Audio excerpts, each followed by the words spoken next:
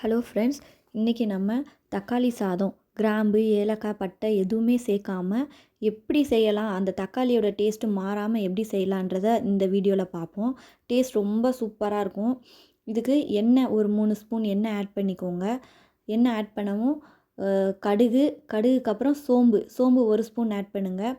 அதுக்கப்புறம் வெங்காயம் ஒரு 4 வெங்காயம் பெரிய வெங்காயம் கட் பண்ணி அந்த எண்ணெயில் ஆட் பண்ணி நல்லா வதங்கணும். வதங்கினதுக்கப்புறம் கருவேப்பிலை, நல்ல ஃப்ரெஷ்ஷான கருவேப்பிலை, பச்சை கருவேப்பிலை ஆட் பண்ணிவிட்டு இஞ்சி பூண்டு பேஸ்ட்டு ஆட் பண்ணி நல்லா பச்சை வாடை போகணும். போனதுக்கப்புறம் ஒரு 8லேருந்து 9 தக்காளி, பழுத்த தக்காளி பழம் ஆட் பண்ணி நல்லா சின்ன சின்னதாக கட் பண்ணி அந்த இதில் ஆட் பண்ணிடுங்க. ஆட் பண்ணிவிட்டு கொஞ்சமாக உப்பு போட்டு நம்ம கிண்டினோன்னா தக்காளி சீக்கிரம் வெந்துடும். அதுக்கப்புறம் மல்லித்தூள் 3 ஸ்பூன், மிளகாத்தூள் 1 ஸ்பூன், மஞ்சள் தூள் 1/2 ஸ்பூன். இவ்வளோ தான் நம்ம சேர்க்கக்கூடிய மசாலா. இந்த மசாலாவை சேர்த்து நல்லா வதக்கிடுங்க. அந்த தக்காளி வெங்காய பேஸ்ட்டோடு சேர்ந்து இந்த மசாலாவும் நல்லா பைண்ட் ஆகணும். நல்லா அந்த எண்ணெய் மேலே திரிஞ்சு வரும். அதோட ஸ்மெல்லுமே நம்மளுக்கு வர ஆரம்பிக்கும். அந்த ஃப்ளேவர் ரொம்ப சூப்பராக இருக்கும்.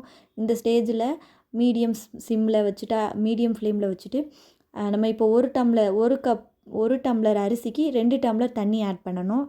அந்த அளவுக்கு அந்த கணக்கில் நம்ம எவ்வளோ அரிசி எடுக்கிறோமோ அதுக்கு இரு பங்காக நம்ம தண்ணி ஆட் பண்ணிவிட்டு இந்த தக்காளி சாதத்துக்கு தேவையான உப்பு போட்டு நம்ம மூடி வைக்கணும்.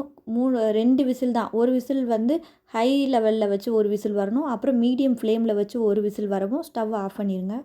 ஆஃப் பண்ணிவிட்டு அந்த விசில் அடங்கினதுக்கப்புறம் நம்ம அதை ஓப்பன் பண்ணி பார்த்தோன்னா நல்லா வெந்திருக்கும். அதோட டெக்ஸ்சர் ஃபுல்லாக டோட்டலாக நல்லா இந்த வெங்காயம் தக்காளியோடு சேர்ந்து பைண்ட் ஆகி சூப்பரான ஒரு ஃப்ளேவர் வரும். நம்ம லைட்டாக 1 ஸ்பூன் நெய் ஊற்றி அதை நல்லா மிக்ஸ் பண்ணி அதை கிளறி எடுத்துட்டோன்னா சூப்பரான தக்காளி சாதம் நம்மளுக்கு ரெடி ஆயிரும். சூடாக சாப்பிடுங்க, ரொம்ப டேஸ்ட்டாக இருக்கும். உருளைக்கிழங்கு வறுவல், எக்கு, அப்புறம் பச்சடி, வேக வச்ச முட்டை, இது எல்லாமே சூப்பராக இருக்கும். ட்ரை பண்ணி பாருங்கள். உங்களுக்கு பிடிச்சிருந்துச்சுன்னா லைக் பண்ணுங்கள், சப்ஸ்கிரைப் பண்ணுங்கள், ஷேர் பண்ணுங்கள்.